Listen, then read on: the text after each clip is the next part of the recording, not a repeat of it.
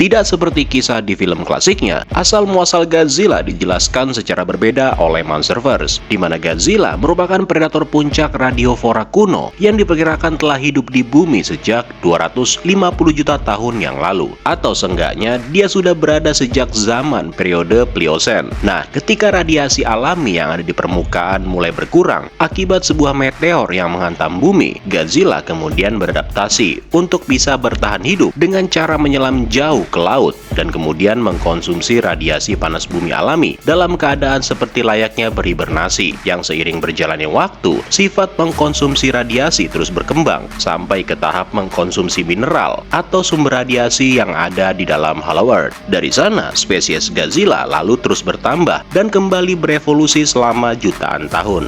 Tapi meskipun mereka adalah spesies yang sangat kuat dan jumlahnya juga banyak, namun sebagian dari mereka ternyata telah dihancurkan oleh Muto, spesies Titan parasit yang hampir secara eksklusif memangsa spesies Godzilla.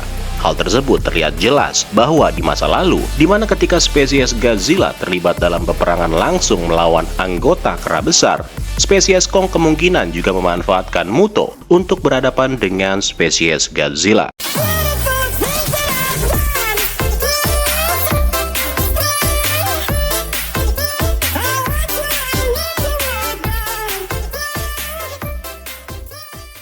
Sejauh ini, kita semua juga udah tahu kalau ada banyak banget ukiran gua kuno yang memperlihatkan spesies Godzilla yang sedang bertempur melawan spesies Muto di Hollow Earth. Dan itu bukan tanpa sebab.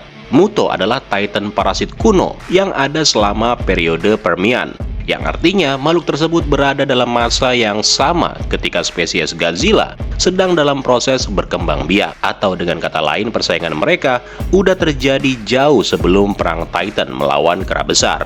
Sama seperti Godzilla, Muto pada awalnya juga memanfaatkan radiasi alami bumi. Namun seiring berkembangnya waktu, Muto kemudian dapat beradaptasi, di mana mereka juga bisa memanfaatkan radiasi buatan manusia. Menurut buku Godzilla, The Art of Destruction, Muto berkembang biak dengan cara membunuh anggota spesies Godzilla dan kemudian bertelur di dalam bangkai radioaktif mangsanya. Yang mana dari sana bisa dipastikan kalau Muto adalah musuh abadi Godzilla pertama kalinya. Nah, kemudian bagaimana dengan Perang Titan? Menurut hasil analisa dari temuan ukiran bangsa Sumeria, diperkirakan kalau Perang Titan terjadi sekitar 8.000 atau 6.000 tahun yang lalu. Yang besar kemungkinan juga kalau para kera besar berada di sisi yang sama dengan Muto, karena spesies Muto udah pasti akan memilih Godzilla sebagai mangsa mereka. Nah, uniknya ada beberapa kejadian aneh yang terjadi pada masa-masa itu, termasuk jika dihubungkan dengan kemunculan Ghidorah.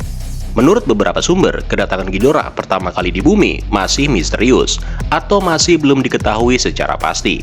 Tapi dari beberapa hasil terjemahan di setiap studi kasus Monster Zero di seluruh dunia yang ada di dalam database milik Monarch, diperkirakan kalau Ghidorah sudah tiba di bumi puluhan ribu tahun yang lalu, ya sekitar 15.000 atau 18.000 tahun yang lalu. Yang itu berarti kedatangannya lebih lama jika dibandingkan dengan Perang Titan. Nah, bagian aneh yang gue bilang tadi, itu ternyata ada di dalam dua kepunahan massal yang terjadi dalam sejarah bumi, yang dalam sejarahnya diceritakan kemungkinan besar disebabkan oleh reproduksi dari Muto, yang mana kepunahan tersebut sempat disinggung dalam komik Godzilla Aftershock. Nah, di komik itu dikatakan kalau beberapa Muto jantan terlihat meneror peradaban manusia, yang menunjukkan bahwa spesies itu aktif pada zaman manusia purba. Ingat cuy, Muto aktif atau mulai berkembang pada zaman manusia purba. Kemudian di komiknya juga dijelaskan, ketika Emma Russell menyatakan bahwa dari penanggalan geologis yang terdapat di dua telur Muto yang ditemukan pada titik tertentu, diketahui ternyata sebagian besar spesies Muto itu udah pada mati, kecuali dua spora yang disuntikan oleh Muto Prime ke tubuhnya Dagon, salah satu spesies Godzilla yang tewas dalam pertempuran di abad ke-11 atau 10.000 tahun yang lalu.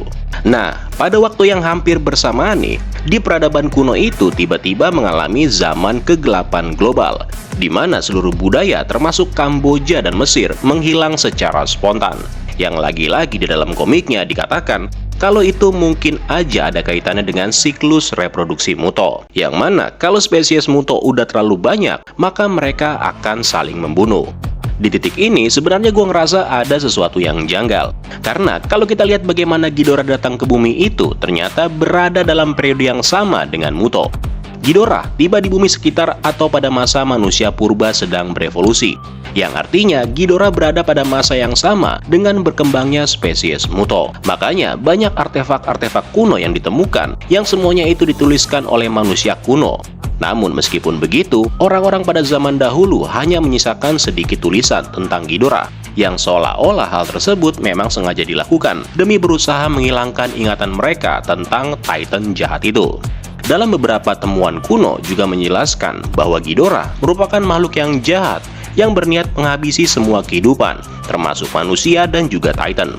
Dan jika teks-teks kuno tersebut dapat dipercaya, maka secara garis besar, Ghidorah adalah sosok yang bertanggung jawab atas pembantaian manusia dan juga Titan, termasuk pembantaian spesies Muto. Karena rentang waktunya itu bergesekan dengan Titan lainnya, maka sangat mungkin kalau Ghidorah adalah sosok yang melakukan pembantaian terhadap spesies Muto, dan juga sosok yang menyebabkan menghilangnya peradaban Kamboja dan Mesir kuno, seperti yang dijelaskan di komik Godzilla Aftershock. Makanya nggak heran kalau manusia berupaya menghilangkan sosok Ghidorah dari ingatan mereka, karena sebegitu sadisnya Titan tersebut. Nah, setelah beberapa ribu tahun kemudian, Ghidorah mulai berusaha memasuki Hollow Earth, yang diceritakan berada di salah satu pintu masuk yang ada di Antartika, yang menurut kisahnya di daerah itu sudah diselimuti oleh es. Di masa ini sebenarnya adalah saat perang Titan bakal segera berkecamuk, yang mana hal itu disebabkan oleh sosok Zo-Zlhalawa yang dipercayai oleh suku Iwi sebagai Godzilla itu sendiri. Sampai saat ini belum ada bukti mengenai Zo-Zlhalawa yang diteorikan adalah makhluk lain selain Godzilla. Yang ada hanyalah karya seni yang sering kita lihat di internet, yang mana karya seni ini belum tentu akan digunakan oleh Monsterverse untuk menunjukkan siapa sebenarnya sosok Zo-Zlhalawa. Cuma kalau dirunut dari apa yang udah gue jabarin sebelumnya, sosok Godzilla itu sendiri memang lebih masuk ketimbang adanya sosok lain. Jadi teorinya, setelah apa yang dilakukan Ghidorah terhadap dunia ini, Godzilla yang pada saat itu mungkin tidak bisa menandingi kekuatan dari Ghidorah, kemudian berusaha pergi ke Hollow Earth untuk memakan bintang atau menyerap energi yang ada di sana, sehingga nantinya akan membuat kekuatan Godzilla meningkat drastis. Apa yang dilakukan Godzilla itu rupanya malah mengganggu keseimbangan di dunia bawah, di mana penguasa di sana yaitu para kera besar menjadi marah dengan apa yang dilakukan oleh Godzilla, sampai akhirnya terjadilah perang yang rupanya coba dimanfaatkan oleh Scar King dengan niat menginvasi permukaan bumi. Jadi setelah memakan bintang dan memiliki kekuatan yang begitu besar, Godzilla diprediksi bersama dengan Mothra langsung menghadang Ghidorah yang berniat masuk melalui jalur Antartika. Yang hasilnya Godzilla berhasil mengalahkan Ghidorah dengan cara menembak sayapnya sehingga membuat makhluk itu terjatuh ke perairan es. Ghidorah membeku hanya beberapa mil jauhnya dari pusaran Antartika, di mana makhluk itu diceritakan terbungkus dalam lapisan es yang berumur 30 juta tahun, yang lebih tua dari es yang berada di sekitar Ghidorah, yang artinya Antartika sudah membeku sejak 30 juta tahun yang lalu. Sedangkan es yang berada di sekitar Ghidorah itu umurnya jauh lebih muda. Kenapa bisa begitu? Di momen ini gue yakin kalau ada peran dari Titan Simu, yang tentu aja dengan kendali dari Scar King, di mana dia dan para kera besar lainnya mencoba menaklukkan permukaan bumi, yaitu dengan cara merubah iklim di permukaan bumi. Dari bukti-bukti yang ada sudah jelas bahwa Ghidorah hanya dikalahkan oleh Godzilla, dan dia terjatuh di perairan dingin, dan baru setelah itu dia menjadi membeku setelah Simu merubah iklim dunia sehingga membuat perairan tersebut menjadi beku sepenuhnya. So itulah tadi rentetan kejadian berdasarkan timeline yang terjadi di seluruh cerita Monsterverse.